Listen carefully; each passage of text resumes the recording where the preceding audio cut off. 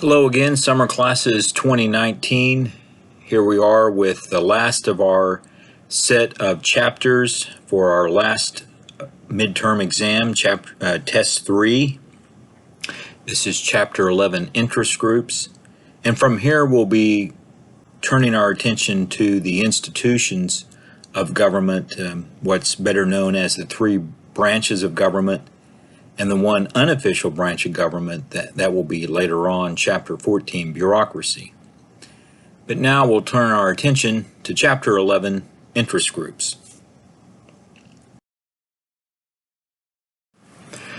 This is at the very beginning of your chapter, and it is interesting to note how the authors are pointing out that interest groups may serve the purposes of many different organizations and goals of different groups of people in the country. Those interests may not always be consistent with the common good. And your textbook does a very good job of pointing out that there are people whose interests are not represented among the interest groups. So this is at the very beginning. To keep this in mind, at the beginning of your chapter, who do the interest groups serve? What organizations or people are they most likely to serve? And I think you can see that type of theme running throughout this chapter. And a professor who's done some groundbreaking work in this area is a professor from Princeton University named Martin Gilens. And he's cited in two places in your text. You can see this at the bottom of the quote here. This is from another interview that's not in your text, but there is some references to Martin Gilens in your textbook. And I would urge you to Google this individual and find out some more about his research.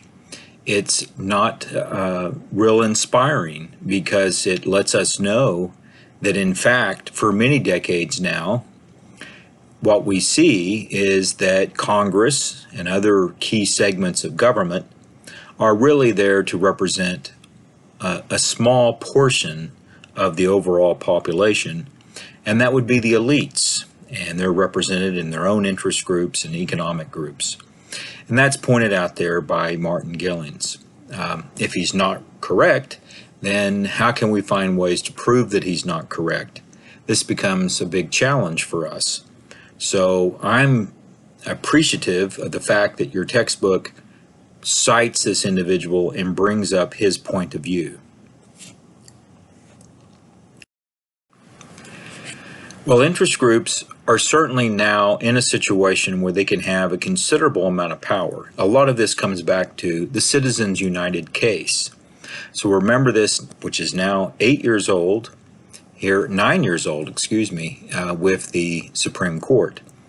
And that the viewpoint is that interest groups and the political action committees that are represented by interest groups are like individuals and therefore have First Amendment protections like an individual.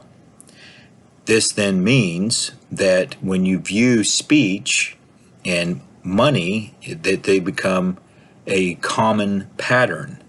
And therefore, if you can't limit one's speech, you also can't limit one's campaign contributions.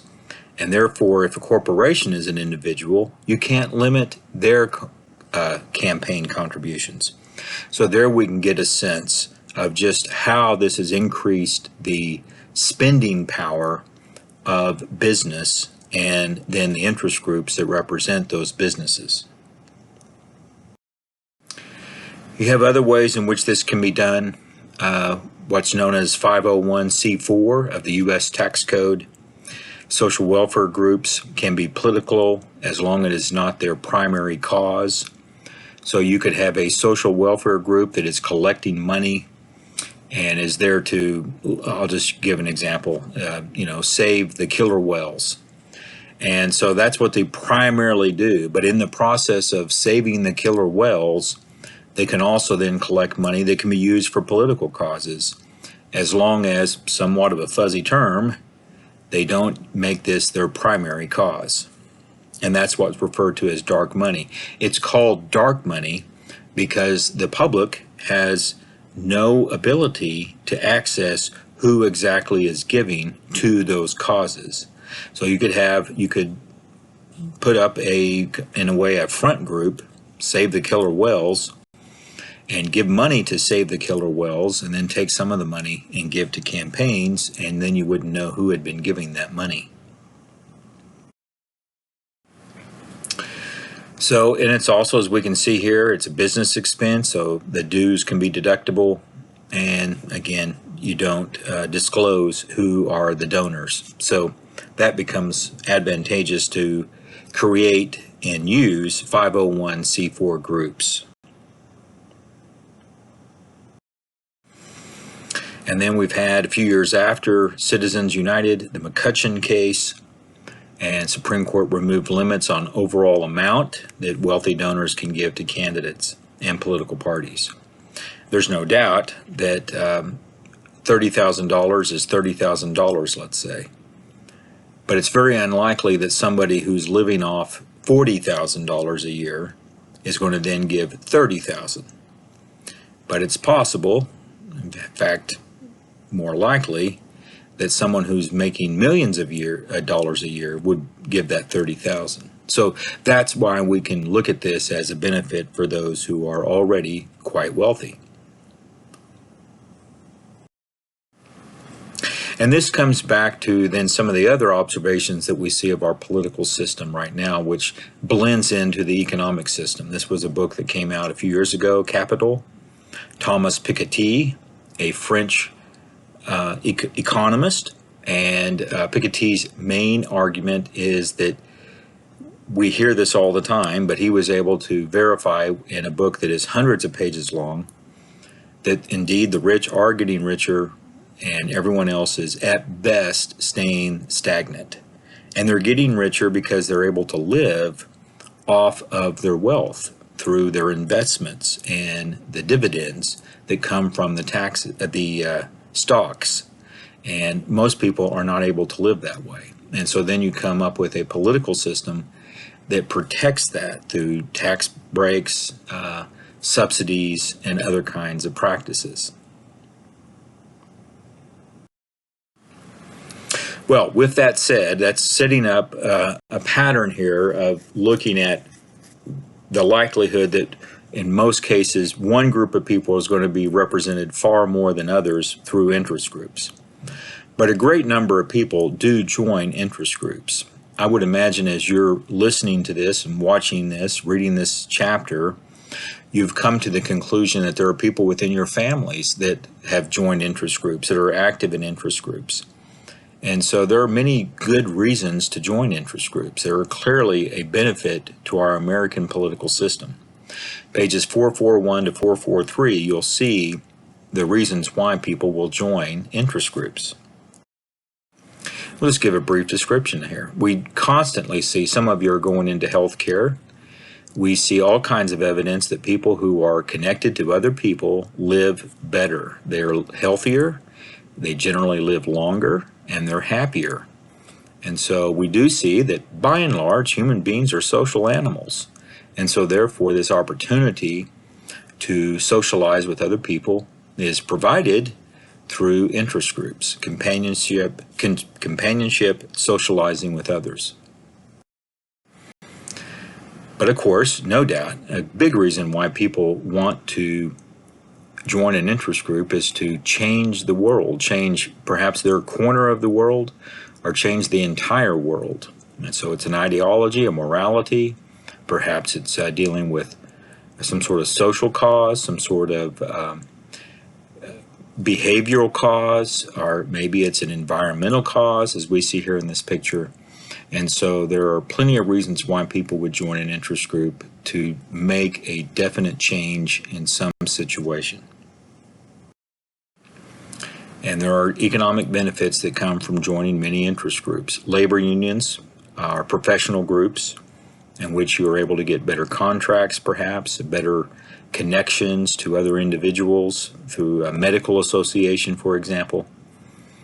And so just higher wages in a connection with a labor union. can be some of the reasons why there's an economic incentive to join an interest group. So we're generally considered a nation of joiners, and Alexis de Tocqueville, French writer and observer of the United States in the 1830s, made that connection there about this country. So for many of us, that's what we do. We belong to different memberships of groups. Consider what memberships you belong to. Maybe look at your parents or grandparents. What memberships do they have? Now, there has been, as I've mentioned early on in our recordings, that this was a landmark book that pointed out that we've seen a decline in membership and that people may do activities still, but not to the same degree with other people. And so that's the title and also the main theme of this book, Bowling Alone, and which is a book that's over 20 years old now, but still very relevant and describing that many people are not as active within groups as they've been in the past. Now, that could be that what we're seeing is just a change in the type of groups that people belong to. But this is a very important book that challenges that idea of joining groups. And so again, I think we've brought this out once before, but in a 20-year span, according to Bowling Alone, people attending, going to a public meeting, a town hall meeting, perhaps a politician meet and greet type of meeting, a school board meeting, here you're seeing a decline of almost 40%. And so considerable amount of changes occurring as a result of that.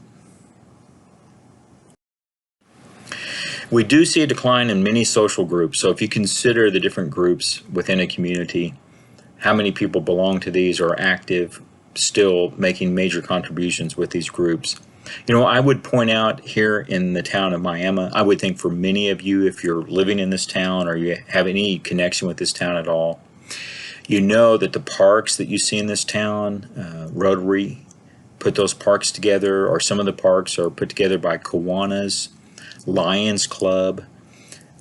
You have situations where the Masons make contributions to the student of today in many of the local high schools, participate in helping children with getting their eyeglasses. The Lions do that as well. So some of the key reasons why we see that these organizations are still very active and very important in local communities.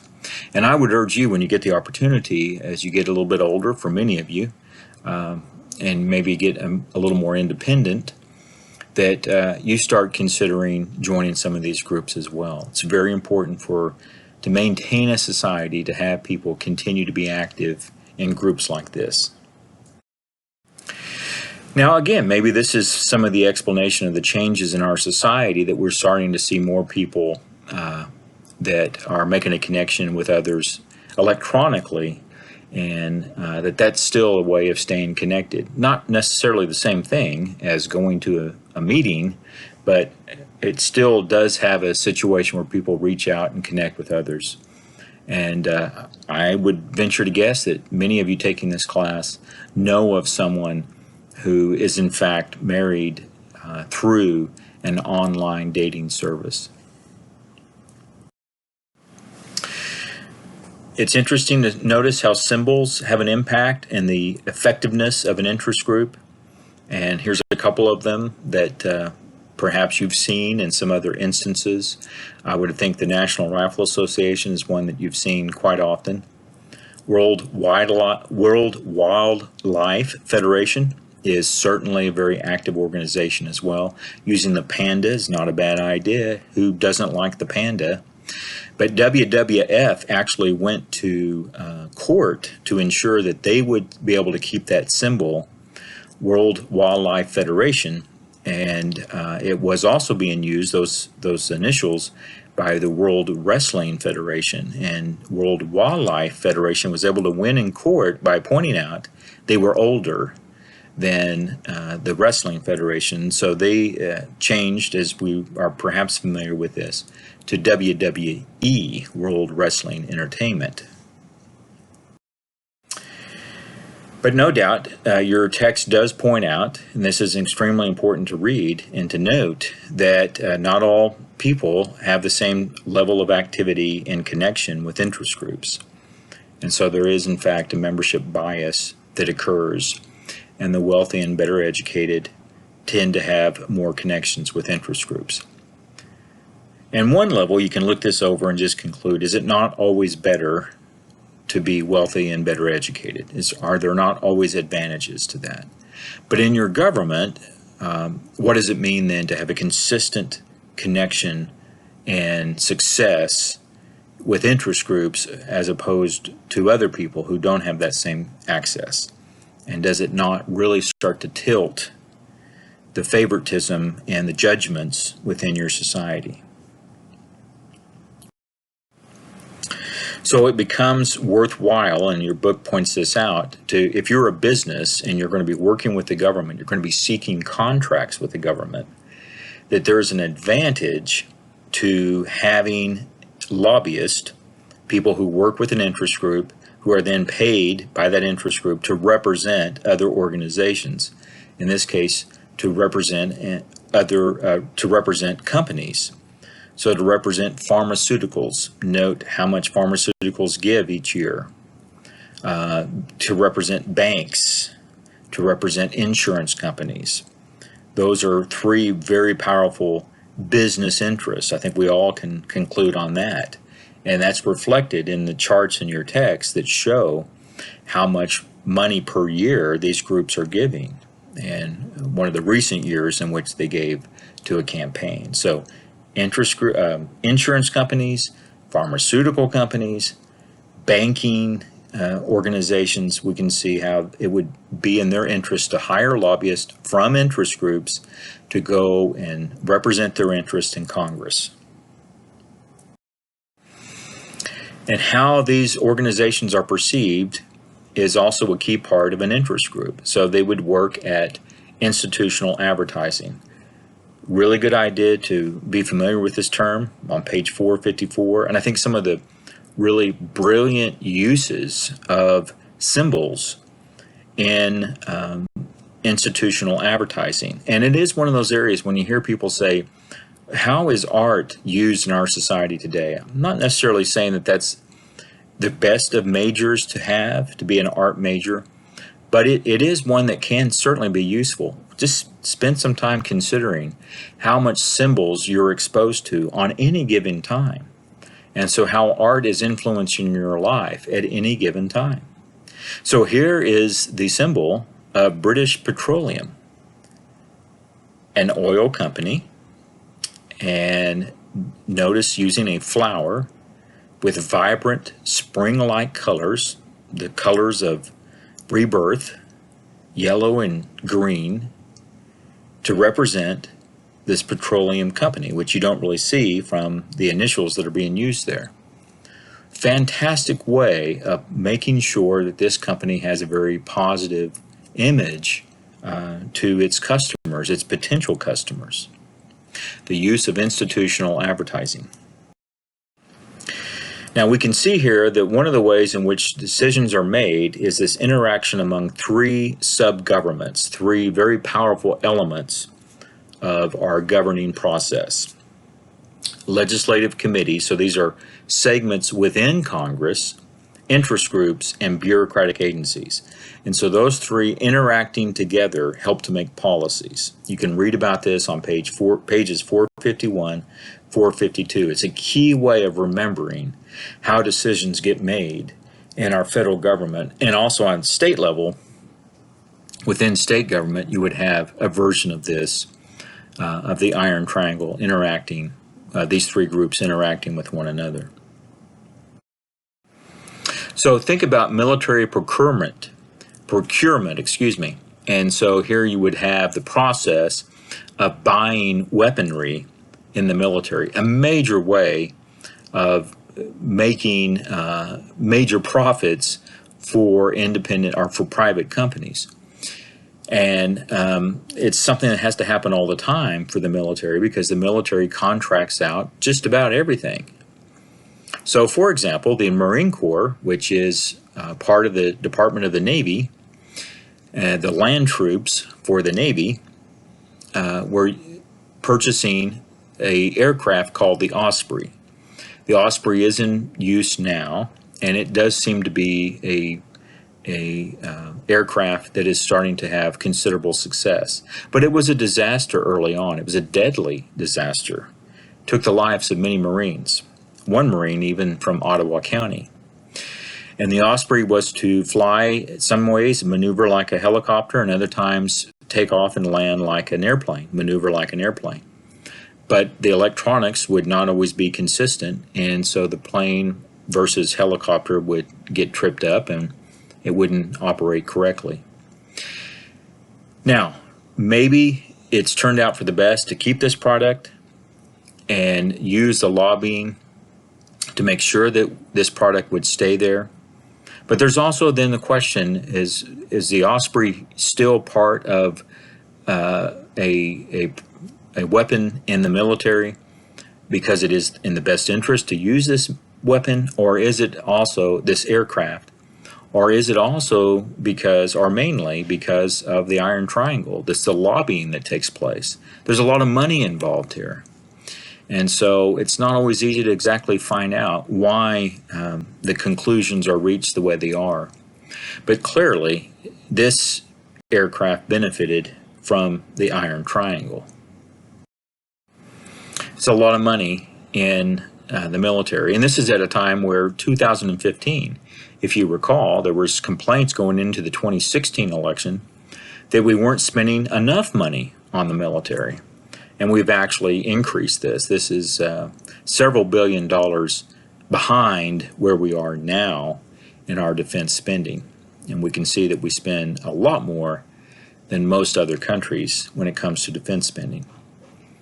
In part, this is where we spend a lot on personnel to give them incentives to stay in the military, whereas in other countries, Russia and China, for example, there's a draft and there's an obligation to serve in the military.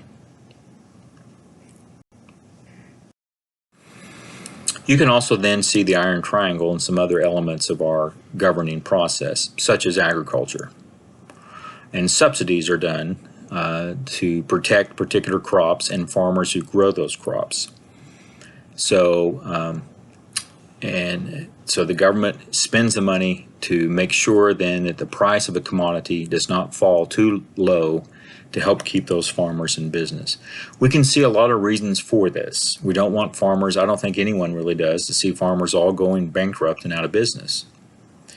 But we do wonder, I would think, what type of commodity or crop should the farmers be growing? And is it based on the subsidies and the Iron Triangle?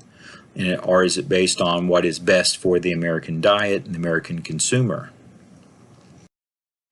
One of the best examples here is what's referred to as the welfare queen of crops, and that's corn. And so if you've never done so, maybe some of you are even from this state, but going through Iowa in the summertime is a real eye-opening experience. Corn is grown everywhere, and I've noticed a lot of farmers around here that are growing corn this year. So is it just a good crop to grow, or is it also one that's subsidized and protected in that way? And so it's a very fair question. Do we need this much corn being grown, or is it just in the product or the outcome of the Iron Triangle becomes the one that is just turned to the most? You'll also see in your text then a broader themed debate about who does have the most power in our society.